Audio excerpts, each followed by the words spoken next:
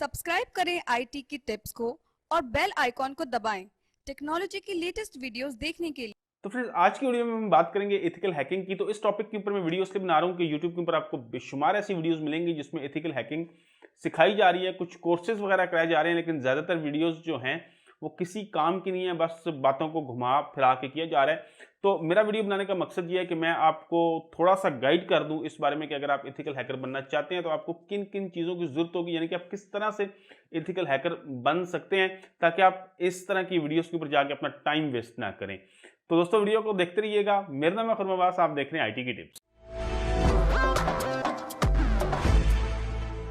तो फ्रेंड्स आज की वीडियो में बात करें एथिकल हैकिंग की। तो एथिकल हैकिंग की बात करने से पहले मैं आपको हैकर्स के बारे में कुछ बता दूं, यानी कि कुछ उनकी टाइप्स वगैरह बता दूं, और उसके बाद हम बात करेंगे कि अगर आप एथिकल हैकर बनना चाहते हैं तो आपको उसके लिए क्या करना चाहिए, आपकी क्वालिफिकेशन वगैरह क्या होनी चाहिए, उसके अलावा अगर आप कोई कोर्स वगैरह करना चाहते हैं तो वो किस तरह से है। ये सारी बातें आज की वीडियो में हम कवर करेंगे। तो सबसे पहले हम हैकिंग की टाइप्स देख लेते हैं। तो यहाँ पे हमें 3 टाइप्स मिलती हैं हैकिंग की। एक हमें मिलती है व्हाइट हैट हैकर्स, एक हमें मिलते हैं ब्लैक हैट हैकर्स, और एक हमें मिलते हैं ग्रे हैट हैकर्स। तो व्हाइट हैट हैकर्स ऐसे हैकर्स होते हैं जिनको हम एथिकल हैकर कहते हैं, यानी कि ये ऐसे हैकर्स होते हैं जो परमिशन लेके बकायदा एक पे ले रहे होते हैं और ये उस कंपनी के लिए काम कर रहे होते हैं जिसको उन्होंने हैक करना होता है। यानी कि उस कंपनी के सिस्टम को वो हैक करते हैं और हैक करने के बाद एक पूरी रिपोर्ट तैयार करते हैं कि किस तरह से आपके सिस्टम को हैक किया जा सकता है और आप इससे बच किस तरह से सकते हैं। तो पूरा तरीकाकार ये बताते हैं कि आप अपनी सिक्योरिटी को किस तरह से बढ़ा सकते हैं। इसके अलावा हम बात करते हैं ग्रे हैट हैकर्स की। तो ग्रे हैट हैकर्स ऐसे हैकर्स होते हैं जो बगैर किसी की परमिशन के किसी भी सिस्टम को हैक कर लेते हैं और ये सिर्फ अपने नॉलेज को बढ़ाने के लिए इस तरह का काम करते हैं। और उसके बाद हम बात करते हैं ब्लैक हैट हैकर्स की। ये हैकर्स जो ये सबसे ज्यादा खतरनाक होते हैं और इनका काम इस तरह से होता है कि ये किसी भी सिस्टम को हैक करते हैं सिर्फ अपने मफाद के लिए।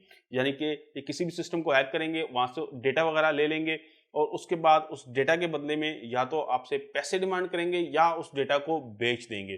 तो मुख्तलिफ किस्म के काम जो हैं ये हैकर्स करते हैं और ये बिल्कुल एक इलीगल काम है, और अगर इस तरह के हैकर्स जब पकड़े जाते हैं तो उनको बहुत लंबी सजाएं भी होती हैं।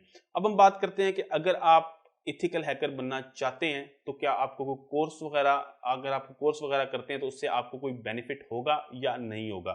तो यहाँ पे मैं आपको कुछ लोगों की मिसालें देता हूँ जो एथिकल हैकर्स हैं जिन्होंने इस फील्ड में अपना अच्छा खासा नाम कमाया। मैं इन लोगों का यहाँ पे नाम नहीं लूंगा, लेकिन मैं सिर्फ आपको रेफरेंस दूंगा कि क्या क्या काम इन्होंने किए हैं। तो एक शख्स था जिसने 2016 के अंदर फेसबुक के ऊपर एक अपडेट आई, और उस अपडेट आने के बाद इस शख्स को एक ऐसी कमजोरी मिली फेसबुक की जिसकी मदद से वो किसी भी वीडियो को डिलीट कर सकता था। इवन वो ये कहता है कि मैं मार्क जकरबर्ग की वीडियो को भी फेसबुक से डिलीट कर सकता था। तो उस शख्स ने फिर, जब उस शख्स को ये कंफर्म हो गया कि उसने ऐसी खामी तलाश कर ली है जिसकी मदद से वो किसी भी फेसबुक की वीडियो को डिलीट कर सकता है, तो उसने फिर बग बाउंटी प्रोग्राम के अंदर उनसे राब्ता किया। तो बग बाउंटी प्रोग्राम में जब उसने राब्ता किया तो उसके बाद 1 हफ्ते के बाद उसको ईमेल आई और उसको हजारों डॉलर अमाउंट दी गई, सिर्फ इस वजह से कि उसने फेसबुक की एक जो खामी है वो पकड़ी है। बग बाउंटी प्रोग्राम के बारे में अगर आपको नहीं पता तो मैं आपको बता दूं कि बग बाउंटी प्रोग्राम एक ऐसा प्रोग्राम होता है जो ये बड़ी बड़ी कंपनीज ऑफर करती हैं कि अगर आप इनके सिस्टम में किसी भी किस्म की खामी निकालें, जिस तरह मैंने आपको बताया कि इस शख्स ने एक ऐसी खामी निकाली जिसमें फेसबुक की ये वीडियो को डिलीट कर सकता था। तो इसी तरह की अगर आप कोई खामी किसी भी बड़े सिस्टम में निकालते हैं, जैसे यूट्यूब है, याहू है, गूगल है, फेसबुक है, जितनी भी बड़ी कंपनीज हैं, तो ये लोग हजारों डॉलर देती हैं उस शख्स को इनाम के तौर पे जो ऐसी किसी भी खामी को ढूंढता है। तो एक आपको मैंने मिसाल ये दी, एक और मिसाल मैं आपको देता हूँ कि एक शख्स ऐसा था जो सेकंड ईयर के अंदर पढ़ रहा था और उसने सेकंड ईयर, उसको इतना जुनून था हैकिंग का कि उसने अपनी सेकंड ईयर की जो तालीम थी उसको छोड़ा, और वो कहता है कि मैं दिन रात जाग के मैंने हैकिंग की प्रैक्टिस की है और मैंने एक ऐसी ऐप तैयार की जिसके अंदर वायरस था, यानी कि अगर कोई भी शख्स उस ऐप को इंस्टॉल करता तो उसको नुकसान हो सकता था, और उसने उस ऐप को प्ले स्टोर के ऊपर अपलोड कर दिया।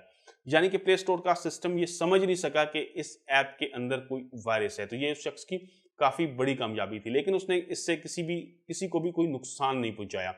तो इस तरह से ये जो इथिकल हैकर्स हैं ये काम करते हैं और इनकी मुख्तलिफ किस्म की टेक्निक्स होती हैं। कोई ऐसा कोर्स नहीं होता कि आप एक कोर्स कर लेंगे और आपको इथिकल हैकिंग की सारी समझ आ जाएगी और आप उस कोर्स करने के बाद इथिकल हैकिंग के अंदर मास्टर्स हो जाएंगे। तो ऐसा कोई भी कोर्स मौजूद नहीं है। ये सारी जो है ये माइंड की गेम है।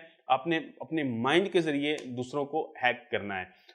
अगर हम प्रोग्रामिंग लैंग्वेजेस की बात करें तो डेफिनेटली आपका आईटी के अंदर बैकग्राउंड होना चाहिए। आपको मुख्तलिफ किस्म की लैंग्वेजेस जो हैं वो आनी चाहिए। अब लैंग्वेजेस आने का सवाल यहाँ पे क्यों पैदा होता है? वो पैदा इसलिए होता है कि अगर आप एक एथिकल हैकर बनते हैं तो आपको मुख्तलिफ किस्म की कंपनीज के अंदर काम करना पड़ेगा। हो सकता है कि आप किसी ऐसी कंपनी में जाते हैं जहाँ पे उनकी वेबसाइट है और आपने उनकी वेबसाइट को प्रोटेक्ट करना है हैकर से। इसी तरह हो सकता है कि आप किसी ऐसी कंपनी में जाते हैं जिनका कोई इंटरनल नेटवर्क है और आपने उस इंटरनल नेटवर्क की सिक्योरिटी को देखना है। इसके अलावा ये हो सकता है कि आप किसी बैंक में जाते हैं और वहाँ पे बैंक में उनकी ऐप है, जिस ऐप से ट्रांजैक्शंस वगैरह होती हैं, आपने उसको देखना है, उसकी सिक्योरिटी को आपने देखना है। तो आपको अगर आप एथिकल हैकिंग की फील्ड में आते हैं तो आपको हज़ारों टाइप की ऐसी चीज़ें मिल जाएँगी जिनको आपने प्रोटेक्ट करना होगा। तो यहाँ पे आपको बहुत सी चीज़ें जो हैं उनका आना लाज़मी है और बेसिकली आपको लैंग्वेजेज़ आना बहुत लाज़मी है। अब मैंने यहाँ पे मिसाल दी कि आप किसी ऐसी कंपनी में जाते हैं जिनकी जिनकी कोई वेबसाइट है और आप उसको प्रोटेक्ट करना चाहते हैं। तो आप मिसाल ले लें कि उनकी वेबसाइट के ऊपर कोई ऐसा वायरस आ जाता है जो उसकी कोडिंग के अंदर मिक्स हो जाता है। वेबसाइट्स के ऊपर ज़्यादातर इंजेक्शनिंग होती है और इसी तरह के वायरस आते हैं जो कोडिंग के अंदर एसक्यूएल के अंदर कुछ चीज़ें वो डाल देते हैं या वो कोडिंग के अंदर एचटीएमएल के अंदर कुछ ऐसी चीज़ें डाल देते हैं जो कि वायरस होती है। मैंने खुद से ऐसा एक्सपीरियंस किया है कि एचटीएमएल के अंदर लास्ट में जावास्क्रिप्ट का कोई कोड होगा या कई दफ़ा तो एचटीएमएल के अंदर इस तरह से वो कोड जावास्क्रिप्ट का डालते हैं कि वो आपको नज़र भी नहीं आएगा कि वो किस जगह पे है। तो जब तक आपको जावास्क्रिप्ट की एचटीएमएल की नॉलेज नहीं होगी तो आप उसको प्रोटेक्ट किस तरह से कर सकते हैं? आपको वो समझ नहीं आएगा कि वायरस जो है वो किस जगह पे है। तो इसी तरह आपको बाकी लैंग्वेजेस जो हैं जैसे पीएचपी, एसक्यूएल इनकी समझ भी होनी चाहिए अगर आप किसी जगह पे किसी वेबसाइट को प्रोटेक्ट कर रहे हैं। इसी तरह मुख्तलिफ किस्म के सिस्टम्स होते हैं जिनको आपने प्रोटेक्ट करना होता है। तो उन सिस्टम्स को प्रोटेक्ट करने के लिए आपको उस लैंग्वेज का पता होना चाहिए जिस लैंग्वेज के अंदर वो सिस्टम बनाया गया है। तो ये चीज़ जो है ये बहुत ज़रूरी है। इसके अलावा एथिकल हैकर्स जो हैं ये मुख्तलिफ किस्म के टूल्स इस्तेमाल करते हैं। तो अगर आप उन टूल्स को कस्टमाइज़ करना चाहते हैं तो उसके लिए भी आपको लैंग्वेज का पता होना चाहिए। मुख्तलिफ किस्म के टूल्स को आप कस्टमाइज़ कर सकते हैं और मुख्तलिफ किस्म के टूल्स आप बना भी सकते हैं। अब टूल्स बनाने की जहाँ तक बात है तो आपको मैं एग्जांपल देता हूँ कि हैकर्स जो हैं वो किस तरह के टूल्स बनाते हैं। अगर आपने कभी पायरेटेड सॉफ्टवेयर्स इस्तेमाल किए हैं तो पायरेटेड सॉफ्टवेयर के साथ एक कीजन आता है या एक पैच आता है जिसके ज़रिए सॉफ्टवेयर जो है वो ब्रेक हो जाता है। यानी कि जो भी उसका सीरियल नंबर वगैरह या जो भी उसके ऊपर सिक्योरिटी लगाई होती है वो ब्रेक हो जाती है बिल्कुल। तो वो ये किस तरह से होती है? ये होती है रिवर्स इंजीनियरिंग से। अब रिवर्स इंजीनियरिंग जो है ये एक ऐसा सब्जेक्ट है जो काफ़ी मुश्किल है और जो बहुत एक्सपर्ट प्रोग्रामर्स होते हैं वही रिवर्स इंजीनियरिंग कर सकते हैं। यानी कि एक मशीन कोड को वो वापस उस कोड में ले आते हैं जिसमें वो प्रोग्राम बना होता है। तो रिवर्स इंजीनियरिंग जो है अगर आप इस स्टेज तक चले जाते हैं तो फिर एथिकल हैकिंग करना आपके लिए किसी भी किस्म का कोई मसला नहीं होगी। लेकिन एथिकल हैकर्स जो हैं ये मुख्तलिफ किस्म के टूल्स इस्तेमाल करते हैं, मुख्तलिफ किस्म की चीज़ें ये इस्तेमाल करते हैं जिनकी मदद से ये हैकिंग करते हैं, यानी कि सिस्टम्स के ऊपर अटैक करते हैं और उनकी सिक्योरिटी को ये चेक करते हैं। इसके अलावा जब आप एथिकल हैकर बनते हैं तो आपकी मुख्तलिफ किस्म की चीज़ों के साथ आपका पाला पड़ता है। यानी कि जैसे आप फ़िशिंग कह लें, फ़िशिंग के साथ बहुत ज़्यादा पाला पड़ता है। इसके अलावा बहुत सारे स्पाईवेयर्स होते हैं जो सिस्टम के अंदर इंस्टॉल हो जाते हैं, उनको आपको चेक करना होता है। मुख्तलिफ किस्म की चीज़ होती है। यहाँ पे फ़िशिंग के बारे में मैं आपको थोड़ा-सा बताता चलूँ कि फ़िशिंग इस तरह से होती है कि अगर आपका कोई फ़ेसबुक का, यूट्यूब का, गूगल का, किसी भी सोशल मीडिया नेटवर्क का आपका कोई पासवर्ड हैक करना चाहता है, तो वो उसी तरह की एक वेबसाइट बनाएगा। मिसाल ले लें कि अगर आपका कोई फेसबुक का पासवर्ड हैक करना चाहता है, तो बिल्कुल फेसबुक की तरह का एक इंटरफेस बनाएगा और वो आपको ईमेल करेगा। और ईमेल करके वो आपको कहेगा कि आपके फेसबुक के पासवर्ड के अंदर ये प्रॉब्लम है या कुछ भी वो बहाना करेगा और आपसे कहेगा कि आप दोबारा जो है वो फेसबुक के ऊपर लॉगिन करें। अब आप जैसे ही फेसबुक के ऊपर दोबारा लॉगिन करेंगे, यानी कि वो फेसबुक नहीं होगी, वो उसका बनाया हुआ इंटरफेस होगा। आप जैसे ही उसके ऊपर लॉगिन करेंगे तो वो जो आपका यूज़र नेम और पासवर्ड है वो उस हैकर के पास चला जाएगा और हो सकता है कि जैसे ही आप यूज़र नेम पासवर्ड दें तो वो एक्चुअल जो आपका फेसबुक का पेज है वो उसके ऊपर रिडायरेक्ट हो जाए और आपको पता ही ना चले कि आपके साथ क्या हुआ है। तो इस तरह आपका पासवर्ड हैक हो जाएगा। ये फिशिंग की टेक्निक है। इसके अलावा मुख्तलिफ किस्म की टेक्निक्स इस्तेमाल की जाती हैं। यहाँ पे सोशल इंजीनियरिंग में इस तरह किया जाता है कि कुछ लोगों को छोड़ा जाता है पीछे जो मुख्तलिफ तरीकों से पासवर्ड निकालते हैं। अभी आपने देखा होगा कि आपने अगर ये पेमेंट ऐप्स इस्तेमाल की हैं तो इस पे मुख्तलिफ किस्म के अटैक्स होते हैं, मुख्तलिफ किस्म के तरीकों से अटैक होते हैं। कोई बंदा आपको फ़ोन करता है और आपसे आपका ओटीपी पूछता है। इसी तरह व्हाट्सएप के ऊपर अटैक्स होते हैं और ये ऐसा व्हाट्सएप का जो अटैक्स है ये तो मैंने खुद भी मेरे एक दोस्त के साथ हुआ था और मैंने देखा था कि उसको व्हाट्सएप का कोड आया और फिर उसको एक फ़ोन आया और उसने कहा कि ये मैं इजी पैसा करवा रहा था और ये कोड जो है ये गलती से आपको आ गया, तो आप ये कोड मुझे भेज दें।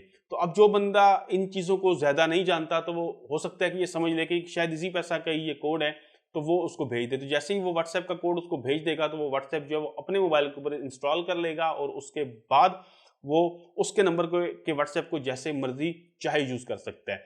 तो इस तरह की बहुत सी चीज़ें होती हैं जो हैकिंग के अंदर होती हैं और अगर आप एक एथिकल हैकर बनना चाहते हैं तो आपको इन चीज़ों के बारे में सबसे पहले पता होना चाहिए। इसके अलावा आपको प्रोग्रामिंग लैंग्वेज के बारे में, मुख्तलिफ लैंग्वेज के बारे में पता होना चाहिए, खासतौर पे पाइथन के बारे में आपको पता होना चाहिए, सी शार्प के बारे में आपको पता होना चाहिए।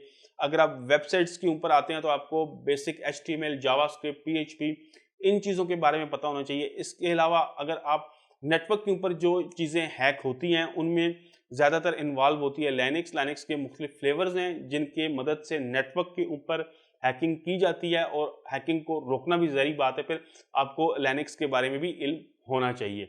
तो इस तरह की चीज़ें आपको आनी चाहिए, लेकिन सबसे जो मेन चीज़ है वो चीज़ है आपका इंटरेस्ट। कि अगर आपको इंटरेस्ट है, देखिए अगर आप प्रोग्रामिंग में एक स्टेज के ऊपर पहुंच जाते हैं, आप इतने एक्सपर्ट हो जाते हैं प्रोग्रामिंग के अंदर, तो उसके बाद आपको खुद ब खुद समझ आनी शुरू हो जाती हैं चीज़ें कि आपने एक प्रोग्राम बनाया है तो आप उस प्रोग्राम को बिगाड़ कैसे सकते हैं, यानी कि आप ब्रेक कैसे कर सकते हैं उस प्रोग्राम को। इसी तरह फिर आप दूसरे प्रोग्राम्स के बारे में भी सोचना शुरू हो जाएंगे कि आप मुख्तलिफ प्रोग्राम्स देखेंगे तो आपको ये समझ आ जाएगी कि आप इस प्रोग्राम की सिक्योरिटी को किस तरह से तोड़ सकते हैं। और ज़्यादातर हैकर्स जो हैं वो प्रोग्राम को देखते हैं और देख के उसकी खामियों को तलाश करते हैं, यानी कि उसका इंटरफेस वगैरह देखते हैं और मुख्तलिफ चीज़ें उसमें देखते हैं और उसके डिज़ाइन को देख के उसकी अंदर जो खामियां होती हैं उनको तलाश करते हैं।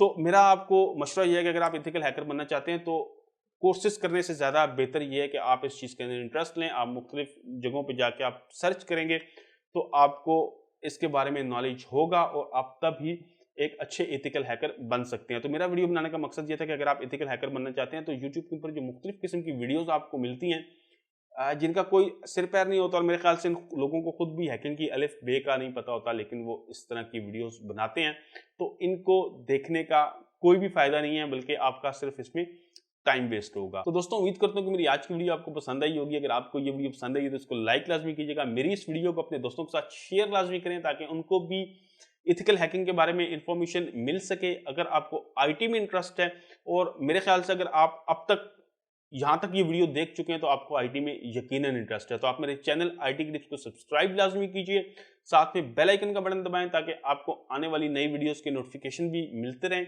वीडियो देखने का बहुत शुक्रिया। अल्लाह हाफिज।